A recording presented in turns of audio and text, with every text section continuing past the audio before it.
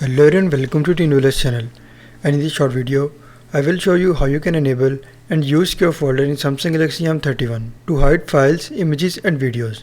So before starting video, if you are new in this channel, just don't forget to subscribe and let's start a video without wasting any time. So to enable and use secure folder, first of all you just need to go to settings and then follow every step as I am showing you in this video.